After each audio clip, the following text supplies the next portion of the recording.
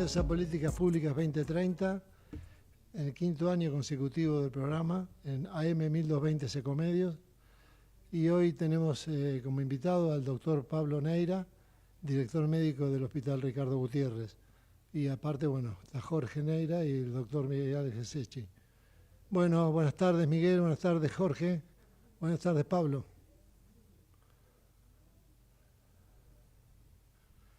Hola, ¿me escuchan? Sí, perfecto. Sí, perfecto. Bueno. Perfecto.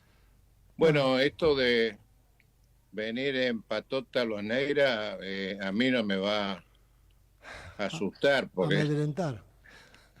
no me va a amedrentar, pero no, es un gran orgullo contar siempre con la compañía de Jorge Neira, y hoy tener a Pablo Neira ya cierra un círculo virtuoso. Lo digo con total franqueza, a lo mejor un poco con palabras grandilocuentes, pero son absolutamente francas, sinceras, porque no sé, lo dejo a criterio de la charla, de lo que opine la sociedad.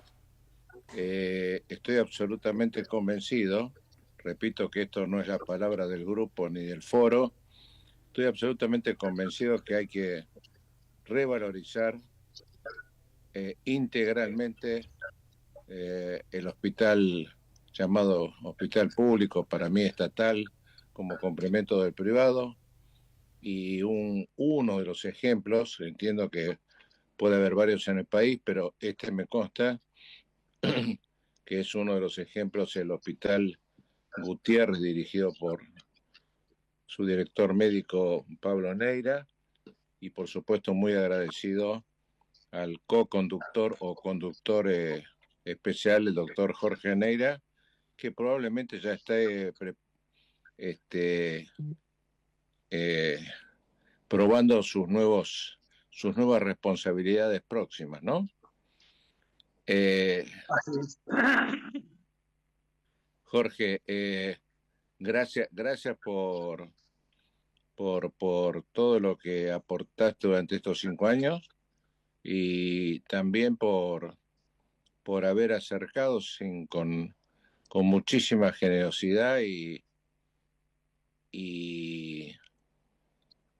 sin ningún tipo de retaseos a un muy querido médico, ejemplo de gestión del hospital público como es Pablo.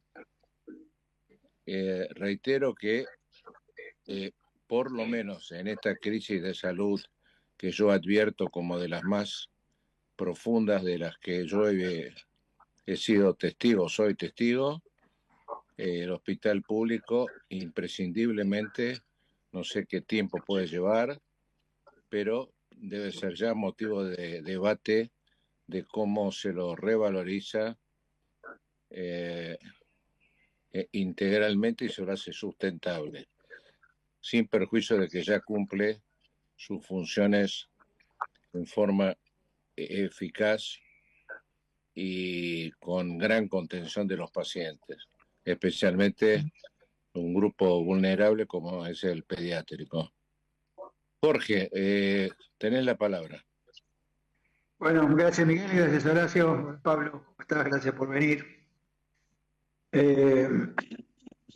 Esto que decía Miguel, el tema del hospital público, a mí me parece que es un tema muy interesante porque, sobre todo en esta situación de tanta crisis del sistema de salud, el hospital público parece que es el menos apoyado, ¿no? Sin embargo, nosotros creemos que el hospital público es de alguna manera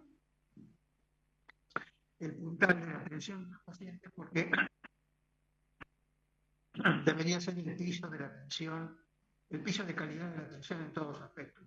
Quiero decir con esto, el piso menos que lo que se hace en el hospital público no va a ser en ningún lado, y el techo es relativo porque, digamos, el piso y el techo en medicina están bastante cercanos, y me parece que la diferencia puede ser diferencias de estructura más que de funcionamiento. Así que en ese sentido nosotros tenemos una gran defensa del hospital público, sobre todo de determinados tipos de hospital público que son los hospitales públicos que tienen algo así como lo que se llama la gestión descentralizada, es decir, la gestión que si bien, digamos, tiene una dependencia de una institución superior, como en este caso particular el Ministerio de Salud de la ciudad, tienen la capacidad de organizar su estructura, digamos, y al mismo tiempo conseguir, digamos, ingresos genuinos desde la seguridad social. ¿Por qué elegimos esto como ejemplo? Yo siempre muestro como ejemplo los hospitales AMIC, que el Hospital AMIC es un hospital interesante porque es un hospital que tiene una importante porción de su presupuesto vinculado a la autogestión, y casi todos los AMIC, bueno, el más conocido, como ustedes conocen, es el Hospital Garrahan, pero hay muchos otros AMIC en el país, y me parece que es el modelo a seguir en el sentido de qué es el hospital que nosotros necesitamos. Y en ese sentido, tuvimos experiencia con dos situaciones. Una es que dentro de los hospitales públicos están los hospitales públicos pediátricos, que tienen como una... Me gustaría poder escucharte a vos, pero tienen, me parece, como una pertenencia por respecto al personal mucho mayor que los hospitales de adultos. Parece que el hospital pediátrico tiene como una pertenencia entre sus profesionales que es interesante para tener en cuenta, sobre todo para todos los proyectos internos. Y la otra cosa es que dentro de la ciudad de Buenos Aires el hospital de niños, el hospital de niños Ricardo Gutiérrez, es un referente en la ciudad. Así que me gustaría, Pablo, primero escucharte a vos, hospital de referencia en el sentido no solamente de la ciencia, sino de referencia para la calidad de la atención de los pacientes pediátricos en la ciudad hoy. Esta sería la primera cosa. ¿Cómo ves vos la inserción, digamos, del hospital con respecto a la calidad de atención, al acceso y a la calidad de atención de los pacientes? Bueno, ¿qué tal? Buen día. Buenas tardes primero. Jorge, Miguel, Horacio, gracias. Bueno, vos sabés bien, la gente sabe que hay dos hospitales de la ciudad de Buenos Aires, dependientes de la ciudad de Buenos Aires, que son pediátricos, que es el Elizalde y el Gutiérrez. Después está el Garrahan, que es un hospital SAMI que está en la ciudad, pero tiene una dependencia de Nación en el 80%. La dependencia que tiene la gente por los hospitales pediátricos es muy alta, sigue siendo muy, muy alta. Nosotros atendemos en promedio 60% gente de Gran Buenos Aires y un 40% gente de Ciudad de Buenos Aires. Y si bien para la población pediátrica de la Ciudad de Buenos Aires tenemos 1, 2, 3, que es el 1 serían los CESAC, que son los centros que están en los barrios, que se llama nivel 1, y el nivel 2 serían los hospitales generales agudos con internación pediátrica o con consulta pediátrica. Todavía existe una cierta dependencia de los pacientes por los hospitales de referencia, que son el Gutiérrez y el Elizalde. Que está bien, porque fue historia del hospital, por todo lo que es la historia del hospital, pero en la actualidad sigue siendo eso muy importante, los casos que vienen, de hecho, que vienen al hospital, que nosotros tendemos a que se redistribuyan en los distintos niveles de atención, donde a los hospitales generales pediátricos vayan los de alta complejidad, así se hace una red mucho más eficiente. Pero sin duda en esta época social que nos toca y económica que nos toca, el hospital público pediátrico es fundamental para la atención médica, sin duda. La gente busca acá el reparo y que le demos solución a un montón de cuestiones de salud y sociales que tenemos que hacerlo, por más que no sea de nuestra jurisdicción. Sí, y otra cosa que te quería preguntar, digamos, hay una gran apertura últimamente de centros de salud barriales, están haciendo uno en Colegiales, hace poco se inauguró otro centro, digamos, que son centros no solamente de atención primaria, sino también de diagnóstico, cosa que me parece que es interesante porque esto es acercar el hospital a la gente, ¿no? Este es el hospital de Puertas Abiertas, el hospital, digamos, que coincide, digamos, con la promoción y protección de la salud, ¿no? Que siempre es algo interesante, que se dice mucho, pero que se hace poco, y me parece que en ese sentido la ciudad está implementando este sistema, ¿no? Este sistema progresivo de atención, donde la gente vaya al hospital solamente para hacer las cosas que necesita hacer en el hospital y que todo lo que se puede resolver en el ámbito se pueda resolver tranquilamente, ¿no? Sobre todo el tema del diagnóstico, que muchas veces hace que se abarrote el hospital con métodos diagnósticos que se pueden hacer afuera, ¿no? Son 45 CESAC que hay en la ciudad, se inauguraron 3 ahora.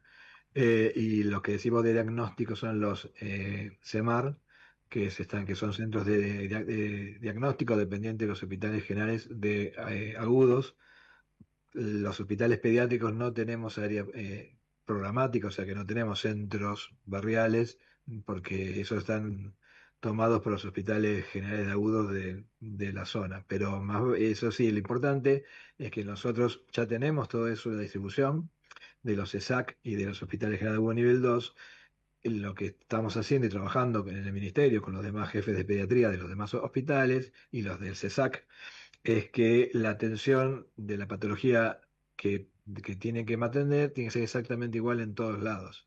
O sea, que la gente Claro. tiene que empezar a darse cuenta que para la inmensa mayoría de las patologías, que por suerte son banales, se puede atender en el lugar que más cerca le quede de la casa. Que pueda tener respuesta, que lo pueda ver un pediatra, que va a hacer los mismos protocolos de diagnóstico y de tratamiento de las enfermedades comunes de la infancia, y que cuando el pediatra advierta algo que es de mayor complejidad, lo derivará al hospital de mayor complejidad. Eso es lo que se está trabajando para poner guías y protocolos de todas las patologías comunes. Para que, Pablo, sí. ¿es de los planes de vacunación también en esos lugares? En algunos centros hay planes de vacunación, sí, sí, sí, sí, se vacuna. Claro, la gente tiene que vacunarse en el lugar más cercano. Eso, digamos, es fácil cuando nosotros los pacientes de la ciudad de Buenos Aires están geolocalizados, podés identificarlos dónde están, dónde les toca, más fácil, podés mandarle alertas de planes de vacunación. Por ejemplo, ahora empezó la vacunación, o va a empezar la vacunación para influenza. Vos podés alertar a la población de riesgo para que se vacune, pues sabes dónde viven, todo. El problema nosotros, como les dije antes, 60% son de Gran Buenos Aires, que eso ya perdemos la población, pero no la tenemos identificada. Sí tenemos identificados a los pacientes que ya atendimos, pero no a toda la población que se atiende en los hospitales públicos. Y eso pasa mucho, al Elizalde le tiene un porcentaje mayor, en los hospitales, obviamente, los hospitales que están más cercanos a la General Paz tienen mayor porcentaje de pacientes del Gran Buenos Aires, que es más difícil de geolocalizarlos. Pero sí, la respuesta a la pregunta es que sí, hay centros de vacunaciones, claro. Digo, porque una de las preocupaciones nuestras es el tema de la vacunación, sobre todo en el ámbito pediátrico, la vacunación por el sarampión. Si no me equivoco, hubo casos de tos convulsa, corregime si me equivoco. Sí, Hubo algún caso de tos convulsa sí, de chicos sí. no vacunados. Sí, sí, Eh, el porcentaje de vacunación bajó, pospandemia bajó globalmente. Entonces había gente no vacunada, adolescentes no vacunados para tos convulsa, bordetela, y hubo casos, siempre hay casos en esta época del año, en verano hay casos de tos convulsa en chicos chiquititos, en lactantes, que son la población de mayor riesgo, eh, y hubo algún poquito más de casos este año. Y con el sarampión pasa igual. Cuando viene algún paciente con sarampión de otras regiones, hay población susceptible que no tendría que ser susceptible, porque no claro. está vacunado, Lo que pasa es claro. que por ahí la gente no repara, digamos, en que el sarampión, entre otras cosas, no solamente produce la enfermedad, sino que produce la encefalopatía post-sarampionosa, que es devastadora para los pacientes que la tienen, ¿no? Si bien Sí, es poca la cantidad, pero en la medida que haya más gente no vacunada, los riesgos van a aumentar, sí. ¿no? No, tal cual. La panencefalitis se da 5 o 6 años después que tuvieron el sarampión. Claro. Y es una enfermedad, como vos decís, devastadora neurológica. Sí, sí, claro. Eh, la vacunación del sarampión es muy buena. Sí, hay que dar las dosis, hay que dar las 2 dosis cuando en el periodo de lactancia, que ahora se bajó un poco la edad para que tengan más cobertura, pero lo importante es que la gente se vacune, que otra vez tome conciencia que hay que vacunarse. Para todos, la verdad, las vacunas son muy buenas, están probadas. eh, pero hay que darlas, y están en el calendario, o sea que hay que dárselas. Ahora empezó la campaña de influenza. eh, bueno, lo mismo con el COVID, ¿no? El COVID se vacunó todo el mundo cuando fue la pandemia y ahora se vacuna muy poco. Hay que Sí, reforzar poca, eso. poca circulación, ¿no? Este año algo que caracterizó, hubo poca circulación de dengue, poca circulación de COVID. Sí hay, Sí, digamos, el tema del clado este famoso de influenza. la gripe, de la nueva gripe, que es de mayor riesgo, por eso se adelantó la vacunación. Sí, sí. De cualquier manera digamos, tiene más posibilidad de difundirse, pero no es más severo, con lo cual, digamos, lo que sí va a haber mayor cantidad de casos. Lo que tampoco sabe la gente es que la gripe en los adultos, sobre todo en los adultos mayores, produce lo que se llama enfermedad tipo influenza, que no es solamente la influenza, sino las neumonías asociadas a la influenza, que muchas veces son la causa de la muerte, ¿no? No se mueren por el virus, pero sí se mueren por las complicaciones. Tal cual.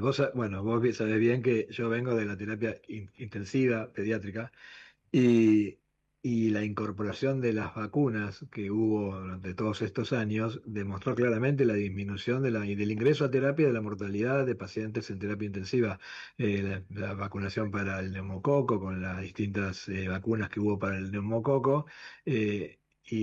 A la hora de la incorporación de la vacuna para el sincicial respiratorio en embarazadas, claramente demostró que bajó la incidencia de pacientes ingresados a terapia intensiva por estas enfermedades y la mortalidad, que la mortalidad en terapia o el ingreso a terapia intensiva pediátrica es mucho de pacientes de enfermedades respiratorias. Así que son de Sí, impacto. luego el sincicial respiratorio tiene otro nicho, que son los adultos mayores, porque digamos, los adultos mayores son los viejos que están con los nietos, ¿no? Y uno Exactamente, siempre se termina pescando alguna de las cosas que tienen los nietos, que son claro, absolutamente predecibles y prevenibles. sí, todavía no está aprobada la vacuna en chicos de sincicial, pero sí en embarazadas en la semana 30 del embarazo, porque de esa manera protege con los anticuerpos, el pase de los anticuerpos Claro, maternos sí. al niño en los primeros meses de vida, hasta los 6 7 meses de vida, 8 que son la edad más crítica en chicos para tener su enfermedad grave por sincicial. Y después el otro grupo, como bien decís vos, son los mayores de 65 años, así que hay que vacunarse para el sincicial también, ¿no? Claro. Y la Fíjate, gripe me es lo parece mismo. interesante que comentes lo que se hacía antes con el tema de estos meses, a partir de mayo o junio, cuando empezaban las bronquiolitis, ¿no? Que había que preparar salas especiales para que tener la cantidad de chicos para tratarlo. ¿Y eso qué Bueno, pasó? nosotros lo seguimos haciendo eso, los hospitales eh, con el Elizalde, el SAME y el Ministerio nos juntamos, ya empezamos en esta época del año, nosotros preparamos el plan de contingencia, bronquiolitis se llama, o ERAB, como se llama ahora, la enfermedad respiratoria aguda baja, que la bronquitis es una de ellas. Y tenemos un plan de pasos, de camas de terapia intensiva, que es realmente lo más, el cuello de botella histórico que tenía el sistema. Claro, tal No tener cual. camas para terapia intensiva. Me acuerdo cuando vos estabas ahí, ¿no? Que el problema era las camas de terapia intensiva. Bueno, ahora las camas de terapia intensiva son muchas. Nosotros tenemos, ya el hospital nuestro tiene 30 camas, el Izalde tiene 20, o sea, que tenemos muchas camas de respuesta. Por suerte, estos últimos años alcanzó con las camas y no hubo necesario, ¿te acordás? Hace muchos años que teníamos que salir al privado, que nos den camas porque de terapia, porque no, bueno, ahora Claro, tal cual. hace muchos años que no hace falta eso porque cada vez se internan menos en una patología banal de bronquiolitis, es más tratamiento ambulatorio. Pero se sigue haciendo Claro, igual pero además el plan de contingencia, hay una sí. disminución del número de casos y de la gravedad con el tema de la vacunación de las embarazadas. Sí, sí. El año pasado, el número global de pacientes ingresados es más o menos parecido siempre, pero la gravedad fue menor. El año pasado fue el 25, tuvimos solamente 2 semanas de mucha tensión con un 90% de ocupación en terapia global, de todas las terapias del sistema, pero además teníamos un backup de 10 12 camas más en terapias intermedias, que Claro.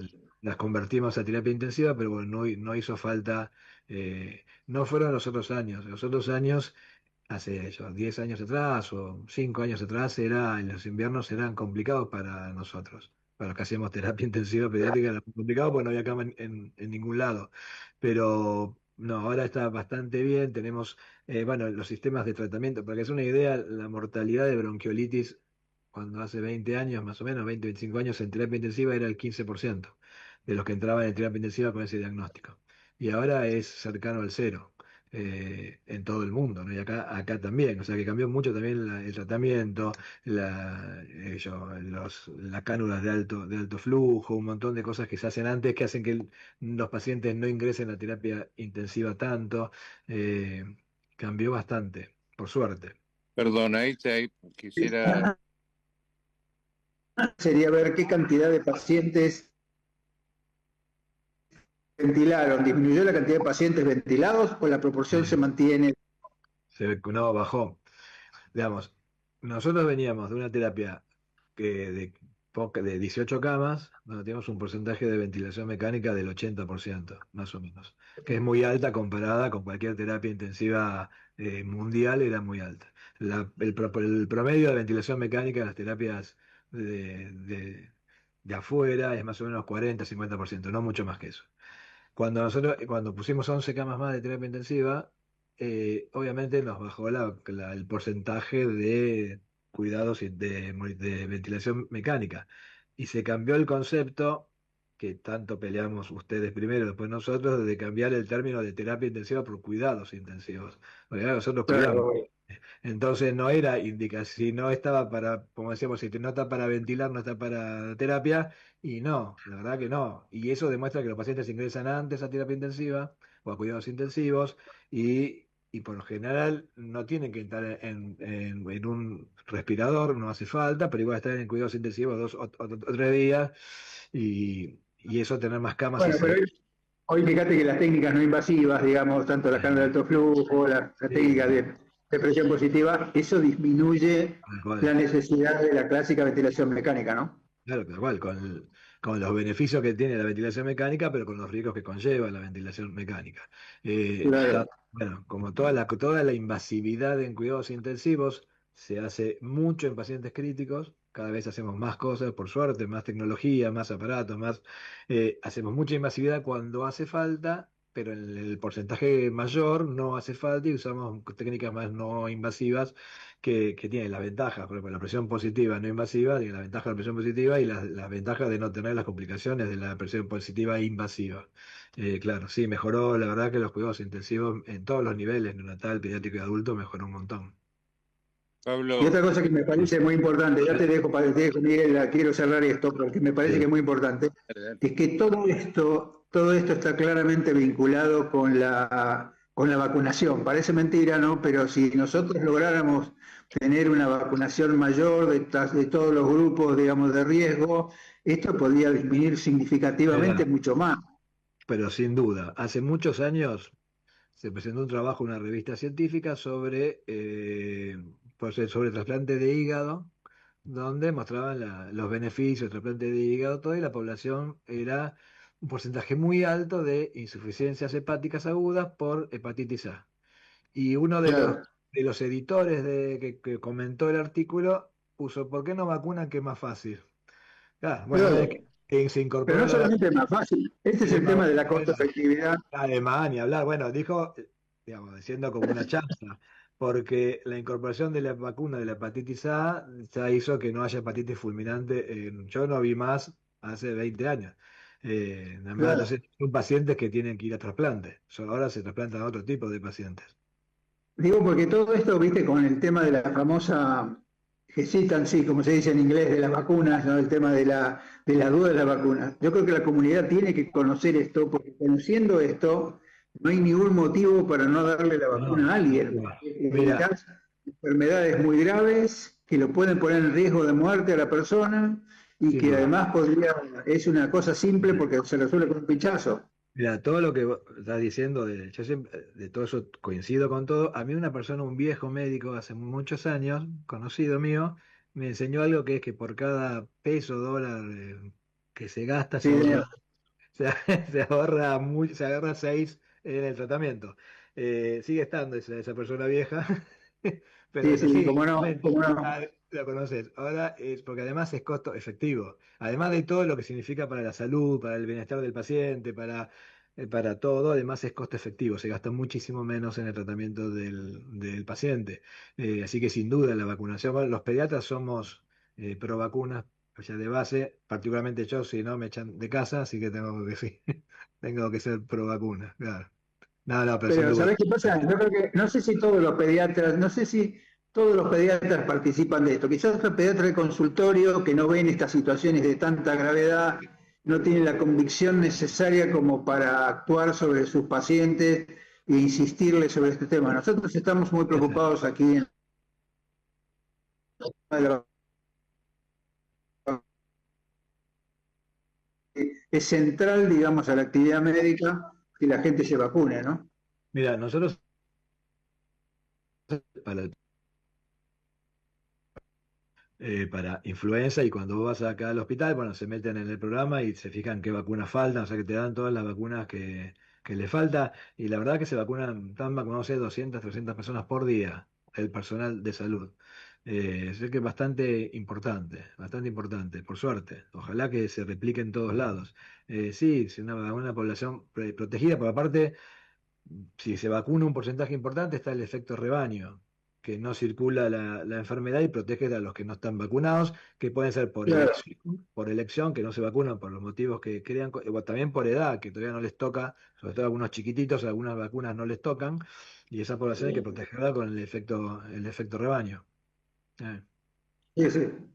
Miguel, quería preguntar algo. Eh, Pregunto y si te parece, Jorge, tomamos un minuto para el corte, si te parece bien. Eh, Dale. Pablo, vos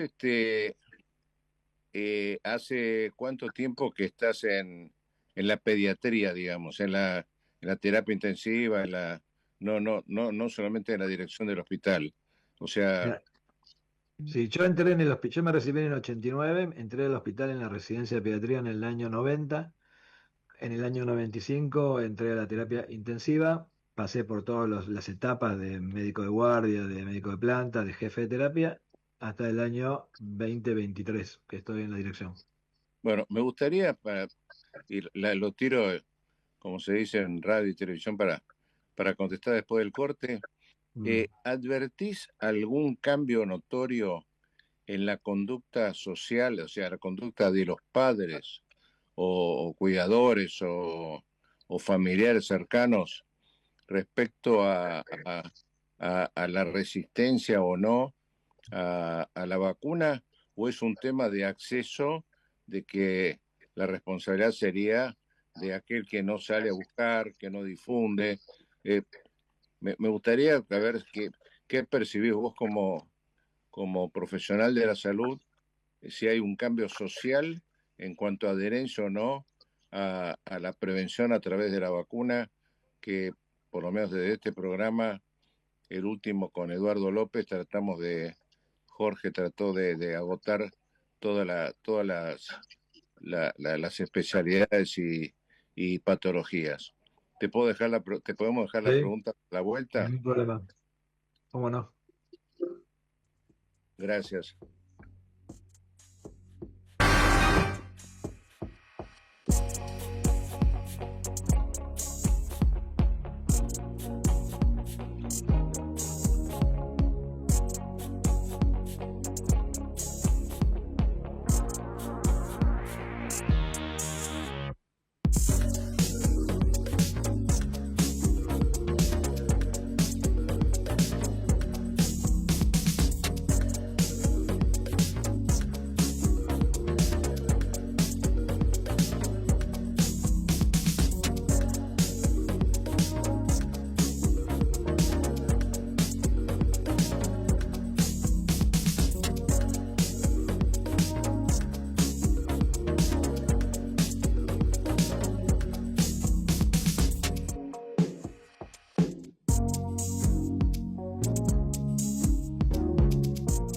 Ecomedios.com AM1220. Estamos con vos. Estamos en vos. Ahora, visitar Catamarca es más fácil que nunca. Te presentamos Visit Catamarca, la nueva plataforma donde podés planificar tu viaje y comprar paquetes y experiencias directamente de agencias y prestadores. Entra a Visit Catamarca y empezá tu próxima aventura. Catamarca, más que un paisaje, todos. Catamarca, hermosa por naturaleza. Ministerio de Cultura, Turismo y Deporte. Informate en ecomedios.com. Seguinos en TikTok, @ecomedios1220.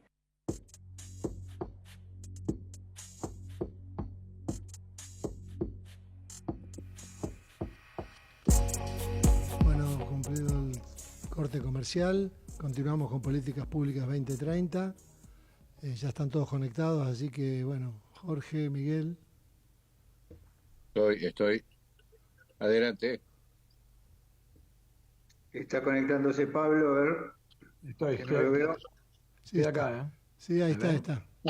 Bueno, dale, te habíamos preguntado, Miguel, si cómo veía la resistencia a la vacuna interna, pues ya lo dijiste que la gente del hospital tiene cierta tendencia a vacunarse y hacia afuera también, pero bueno, me gustaría que lo reforzaras. Sí, obviamente bajó la adherencia de las personas a la vacuna.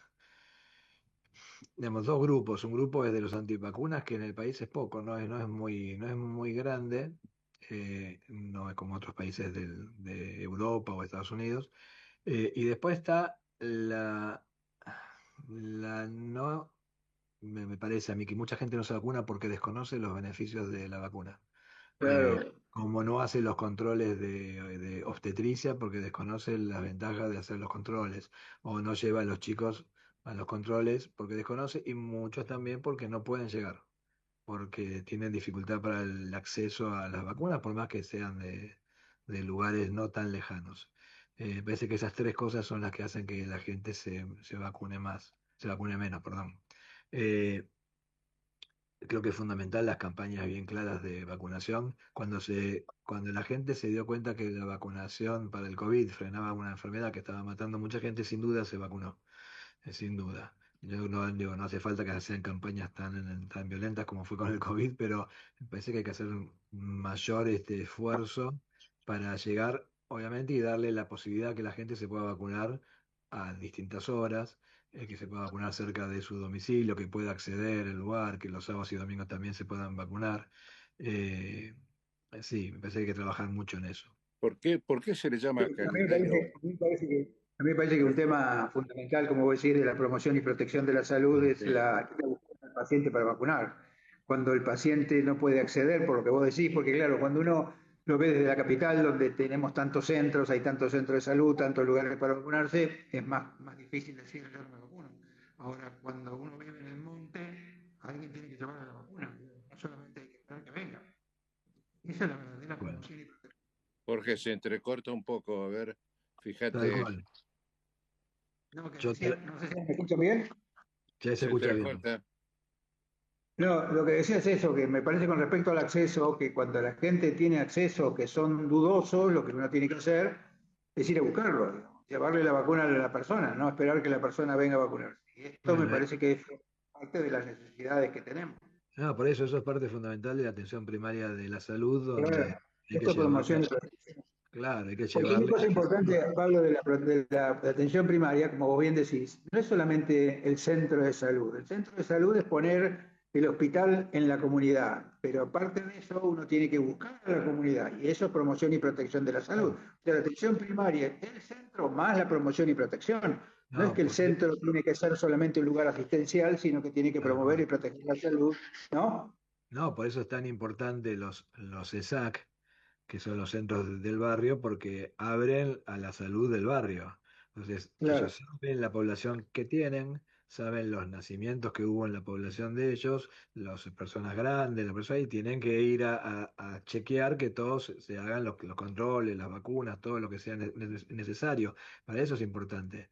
Eso es de tarea fundamental. Por eso, digamos, la atención primaria, siempre al principio la gente lo veía como algo menor, y no, es la verdad el 90% de toda la atención de salud de una población. Es fundamental el trabajo de ellos. Claro, sí, tal Por cual. eso está, todos los centros que se están abriendo es importantísimo porque son los que van a permitir, bueno, los que están permitiendo que la población de la ciudad sea más controlada, que tenga acceso a todas las cosas de salud, ¿no? Sí, sí, coincido. Bueno, volvamos al hospital, porque acá tenemos como Ah, 10 preguntas de Roberto Borroni, que mandó una sí, cantidad la vi. importante. Y a mí me parece que, bueno, todos no le podemos contestar, porque hay algunas cosas que tienen que ver con políticas que no corresponden al hospital solamente. Pero sí me gustaría, por ejemplo, el tema del hospital vespertino. ¿Cómo ves el tema ese? ¿Cómo se está avanzando? ¿Hay posibilidades de que el hospital empiece a tener más actividad que la actividad clásica de la mañana? Buena pregunta, buena pregunta. El hospital, bueno, está bien, los hospitales de la ciudad, el mío, por ejemplo, el hospital de niños, históricamente tenía consultorio vespertino de algunas pocas especialidades de clínica. Eh, yo recuerdo que nosotros tenemos un grupo de residentes muy importante, donde se tienen que formar en distintas especialidades y obviamente la atención ambulatoria es muy importante, entonces siempre había consultorios de pediatría clínica hasta la tarde. Y de a poco empezamos a incorporar especialidades. Por suerte ahora tenemos bastantes especialidades de guardia durante la tarde, dermatología, estamos incorporando oftalmología de consultorio, otorrinolaringología de consultorio, neurología algunos días ya atiende también a la tarde, neurodesarrollo, adolescencia. Y la idea nuestra es que todas las especialidades de soporte también se puedan estar a la tarde, porque como nosotros tenemos muchos pacientes con condiciones crónicas complejas cuando van a la atención, es importante tener los interconsultores para así el paciente en el mismo día hace todo lo que tiene que hacer y va a todos los consultorios. Así que bueno, estamos trabajando en los consultorios para tener a la tarde. Y lo estamos Y Pablo, aumentando. si tuvieras que hacer un porcentaje de qué cantidad de gente va a la mañana y cuánta gente va a la tarde, ¿cómo se divide eso? No, el gran porcentaje todavía sigue yendo a la mañana. ¿Por qué sigue yendo a la mañana? Y sigue yendo llega tempranísimo porque cree que tiene que ir a hacer la cola histórica. Nosotros estamos desterrando todo eso para tratar que la gente no venga a pedir turnos al hospital, porque no tendría que hacer falta venir a pedir turnos, que se pueda hacer por el 147 o el 0800. Eh, Bueno, igual hay la que ver que gente. no todo el mundo, no tiene el mundo tiene el acceso electrónico, ¿no? No, no, estamos de acuerdo, pero un pequeño porcentaje sería que tiene que venir. Y que tampoco tendría que venir a las 5 de la mañana, porque a las 7 de la mañana, 8 de la mañana, cuando está en el tótem, están los mesones que dan los turnos, ya está, no hace falta venir tan temprano. La gente todavía sigue, como lo que decía al principio, la gente sigue viniendo muy temprano al hospital de niños porque ahí lo van a atender. Y nosotros tenemos que la gente que viene con alguna consulta, con alguna duda, yo siempre digo, se tiene que ir con una respuesta. Que la respuesta puede ser que el turno que quiere pedir de una cosa que no es urgente puede ser diferido o puede ser más temprano si va al CESAC que queda cerca de la casa, depende de la patología que tenga. Pero todavía la gente viene muy temprano, se queda y a la tarde viene menos gente. ¿Por qué? Porque la respuesta que era a la tarde no era la misma que era a la mañana porque faltaban los interconsultorios. Ahora nosotros estamos poniendo consultorios vespertinos de muchas especialidades. La idea con nuestra, con el tiempo, es hacerlo hasta la noche, todas las especialidades. Bueno, eso todavía tenemos que hacer un recorrido un poco más largo. Y con respecto a las prácticas médicas, era lo mismo, las cirugías, muchas de día y de tarde son las de guardia. Nosotros estamos empezando a hacer algunas cirugías vespertinas, de especialidades, oftalmología, otorrino va a empezar a operar a la tarde, pero para eso necesitamos no solo al cirujano y los quirófanos que los tenemos, sino a los anestesistas. Bueno, estamos haciendo todo un enroque de partidas para tener más anestesistas a la tarde, de planta. Bueno, sí, la idea nuestra es que el hospital tiene que tener esta atención no durante la mañana sola, sino hasta la tarde, tarde. Y eso se resolvió con mayor cantidad de nombramientos, con mayor cantidad de horas, con redistribución de las horas. Con todo eso. En algunas, claro, había algunas especialidades, no importa cuál, es que nuestra capacidad de atención con el recurso humano que teníamos era ese, no podíamos más porque los médicos tenían todas las horas cubiertas entre cirugías y consulta, entonces ahí logramos reubicar 3 cargos nuevos de planta para que tengan eso. En algunas otras especialidades, lo que hicimos fue cambiar las partidas de algunas personas que se jubilaban y que ya la función no era necesaria ahora, que fueron muy útiles en su momento, pero ya como el hospital y la medicina cambió, hay algunas especialidades que no necesitan tanto caudal y otras necesitan mucho más caudal. Lo que estamos haciendo es reformular algunos cargos. ¿Y cuál era la otra que me preguntaste? O sea, la partida, cambiamos partidas, aumentamos en algunos casos dotación y en algunos casos con suplente de guardia, porque algunas especialidades no están en guardia, porque no había de guardia, o sea que es más complicado abrirle algunas especialidades de guardia, pues no hay. Entonces cambiamos con suplentes. Sí, el suplente de guardia es una falacia en el sentido de que tiene que tener una resolución administrativa, ¿no? Porque eso Claro. es, si no, una cosa transitoria que habría que resolver, pero me parece que es interesante como un hospital, o sea, este hospital prácticamente se puede considerar que atiende todo el día, con lo cual es importante porque es un modelo a seguir que el hospital, Roberto en algunas cosas insistía si los médicos del hospital podrían atender sus pacientes en los consultorios. Bueno, ya eso es una cosa que Claro. depende de otro tipo de política, que me parece que no es solamente la política específica del Gutiérrez, pero sí me parece que la posibilidad de extensión del hospital hacia la tarde. Y esto que vos decís de que la gente va a la mañana, la gente está acostumbrada a ir a la mañana porque lo habituaron a ir a la mañana. Claro, tal Y cual, por además, eso, sin duda. nadie dijo en ningún lado que no hacía falta que fuera a la mañana porque tiene la posibilidad de atenderse en el resto del día. Con lo cual, otra vez, nosotros en el sistema de salud nos hemos olvidado de involucrar a los pacientes, porque serían los mismos pacientes los que tendrían que insistir en que pueden atenderse de otra forma. Es decir, la participación de los pacientes en las decisiones de salud son muy importantes porque tienen que ver, digamos, con que los pares son los que de alguna manera tienen que comunicar o ayudar a comunicar al resto algunas decisiones de salud, porque si vos cambiás el horario y nadie se entera, más gente va a venir a la mañana. Claro, sí, O sea, seguro. Seguro, y ¿eh? vienen en la mañana, por más que tengan turno a las 11 de la mañana, por la duda vienen a las 8. Entonces, Claro.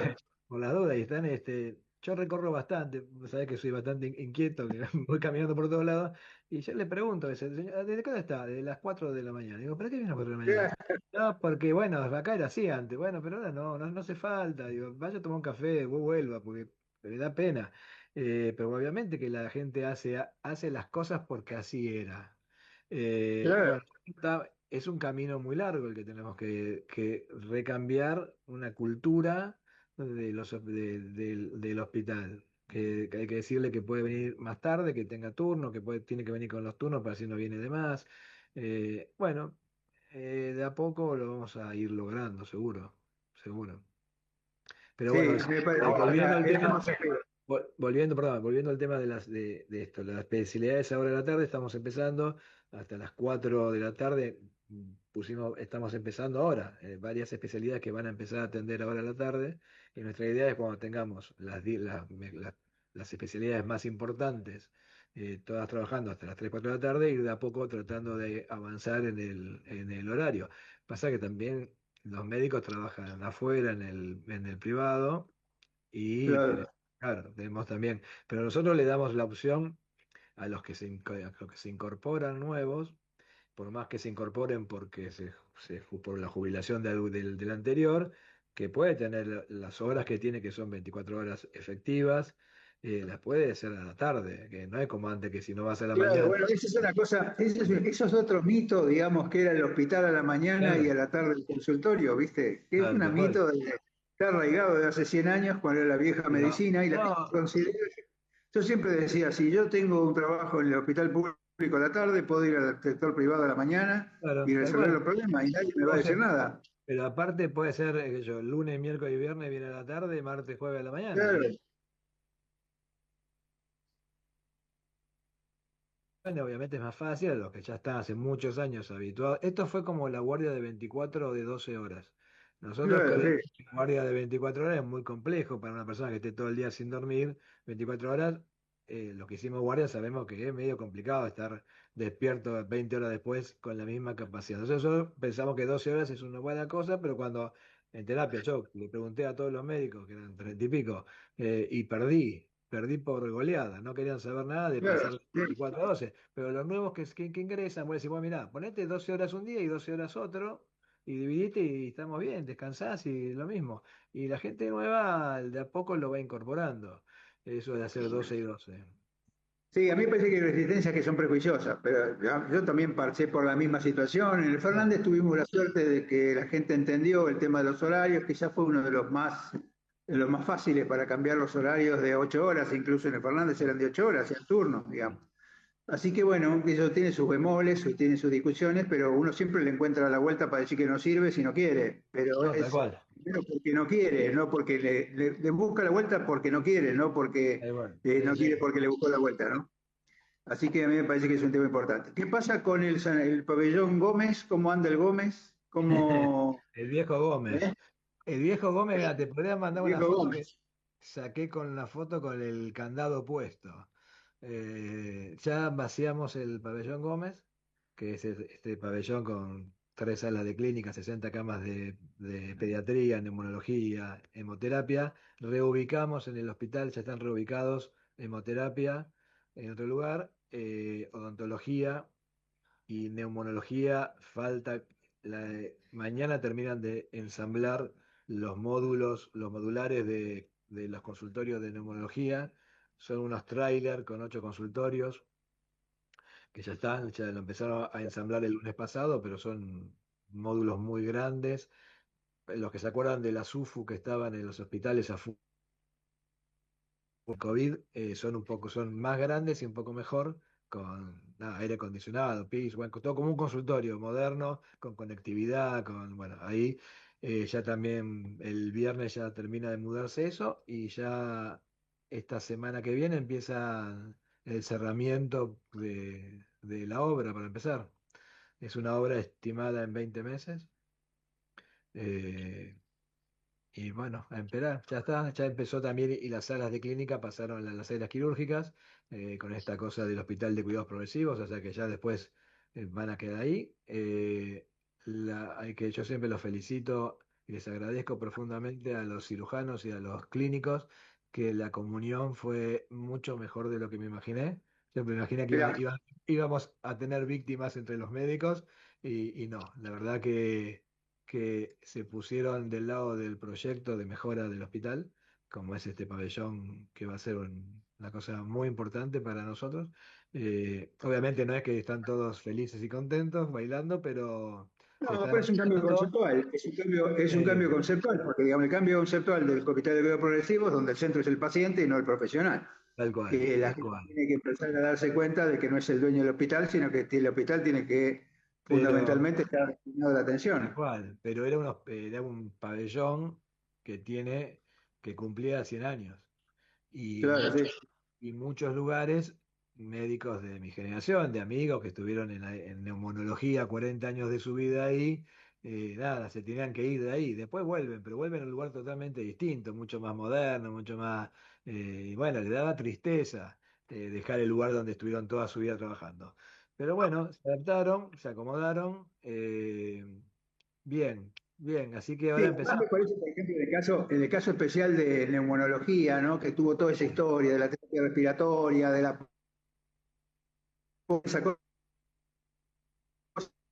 eso fue muy fuerte para ellos, digamos, fue muy fuerte para todo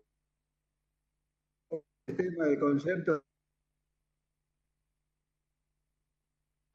que están en un ámbito de cuidados críticos, que puede ser cuidados críticos neumonológicos, no, pero eso es una decisión aparte, y me parece que, pero sí el ámbito tiene que ser No, diferente, no, y sí. esto me parece que Y es como vos decís, es gente muy reconocida internacionalmente.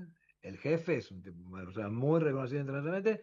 Y, y de repente fuimos y le cambié todo y lo aceptó. Me miró primero medio y lo aceptó.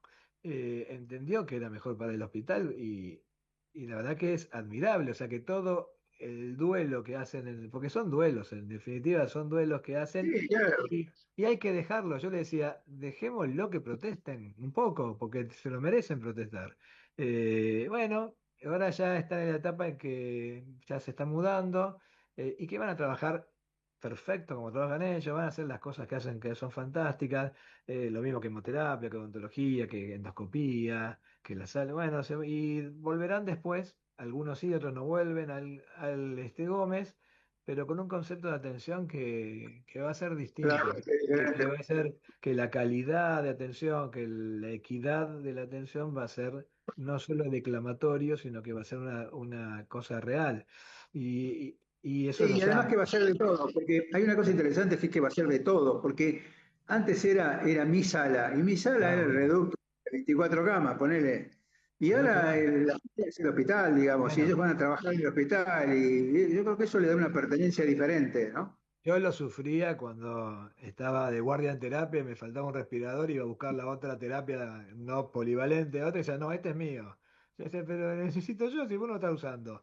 Nosotros, desde el primer día dijimos que las cosas son del hospital, y son del hospital, no son de ninguna sala en particular, son del hospital de los pacientes, en realidad son para los pacientes Y que... yo creo que, por ejemplo, las áreas de cuidado crítico deben ser todas iguales, digamos, estar en el mismo lugar, independientemente de quién coordine funcionalmente una parte, Sin ¿no? duda.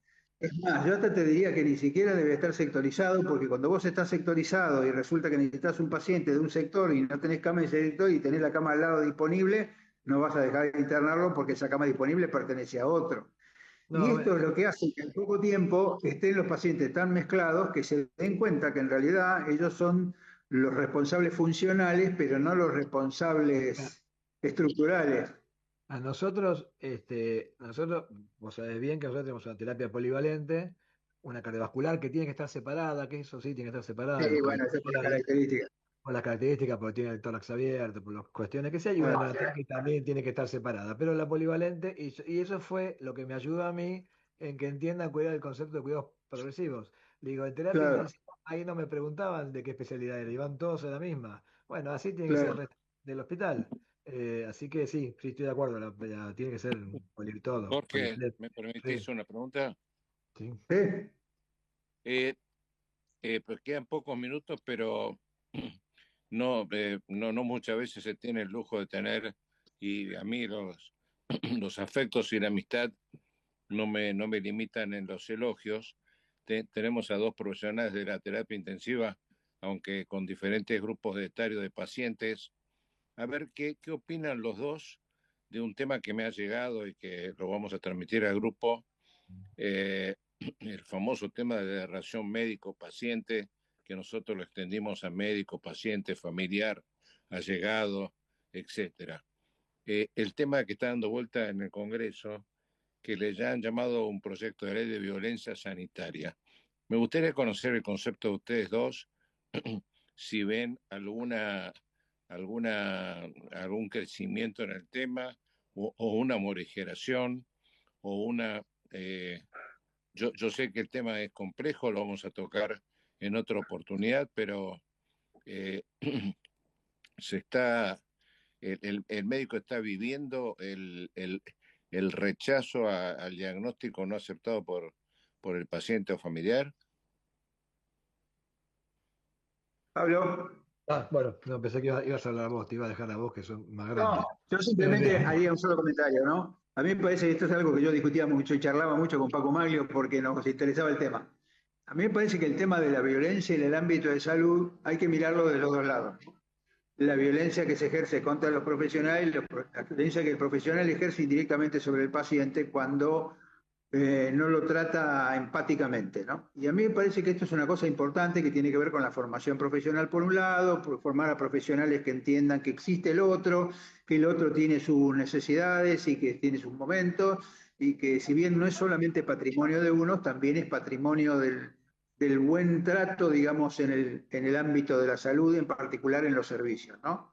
No sé vos qué opinás, Pablo, pero a mí me parece que cuando uno tiene un ámbito saludable donde trabaja, estas cosas se producen menos. Y cuando se producen menos hay como una sensación de por qué se producen, y cuando se producen tiene un abordaje que es distinto. Esto no es una guerra entre los profesionales del equipo de salud y los pacientes. Hoy la sociedad está convulsionada y hay una cierta tendencia a la violencia por cualquier cosa. No hace más que ver lo que pasa todos los días con algún choque o alguna cosa donde las peleas son exageradas para lo que pasó. Pero me parece que hay que tomar esta situación desde ambos ámbitos y hay que analizarlo desde ambos ámbitos. No sé vos qué opinas, Pablo, pero me parece Sí, que no es un tema coincido, muy simple, no es un no, tema muy simple. coincido en lo que decís. Obviamente que la sociedad cambió, está mucho más violenta y nosotros no, de ninguna de las dos partes, le escapamos a este aumento de la violencia o de la intolerancia. Más que violencia es la intolerancia. Nosotros en terapia intensiva puntualmente siempre trabajamos mucho el tema de la relación médico-paciente, médicos que en realidad Claro. son familiares, nosotros más que los pacientes hablamos con los familiares cuando podemos hablar con los chicos también, obviamente, pero trabajamos mucho el tema ese muy preventivamente. Yo siempre decía que si un paciente o los padres no entienden lo que tiene su hijo es que le explicamos mal nosotros, porque Obvio. uno tiene que explicarle las cosas para que los padres y madres entiendan en un momento tan complejo para la vida de un chico. Yo siempre lo censo, el termómetro que tengo es las veces que viene la gente a la dirección a poner alguna queja. Eh, no son muchas, por suerte, la verdad que no son muchas para la cantidad de pacientes que atendemos, no son muchas, pero y a veces los padres no tienen la razón en lo que están diciendo, y a veces sí. Y cuando tienen razón, las veces es por falta de escucha. Escucha, Claro. uno lo escucha, lo termina escuchando el tiempo que la madre o el padre necesita que lo escuchen, y por lo general eso solo hace que el problema termine, porque por lo general no están reclamando que la atención es mala, están reclamando otra cosa. La sociedad está muy mal y necesita eso, como decía Paco, estar al lado del enfermo, no del lado del enfermo, decía, al lado del enfermo, estar al lado de la gente también. Darle Bueno, el pero te tiempo acordás de que Paco hablaba del escuchatorio. Tal cual, y bueno, bueno, pasa que uno eso se da cuenta cuando es más grande, ¿no? Cuando uno es más grande empieza a darse cuenta de un montón de cosas. Eh, pero sí, hay más casos, no, digamos, por suerte no hay casos tan violentos. Nosotros tuvimos algunos casos violentos, 1 o 2 por año tenemos casos de golpes al personal de salud, pero no es lo habitual, ¿eh? Y no estoy viendo un aumento importante de eso, por suerte, esperemos que no.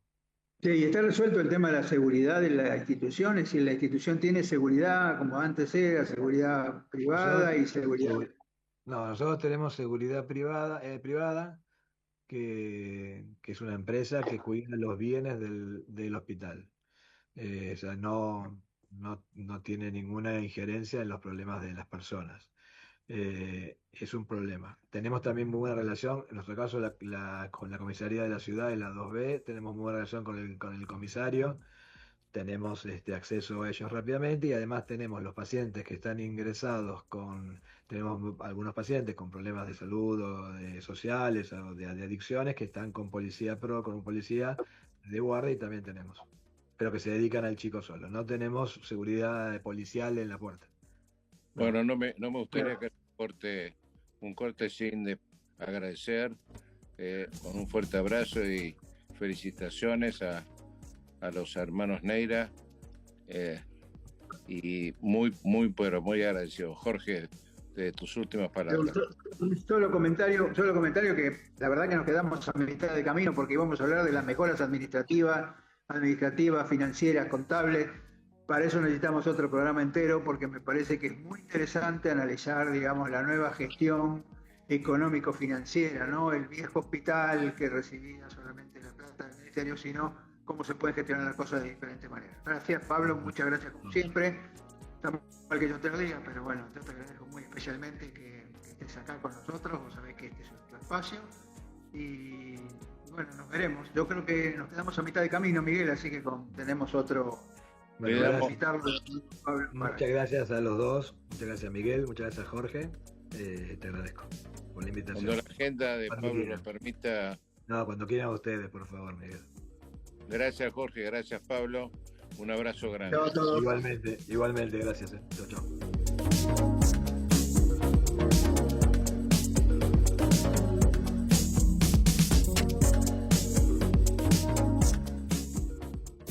Desde Buenos Aires, transmite LRI 224, AM 1220, Ecomedios.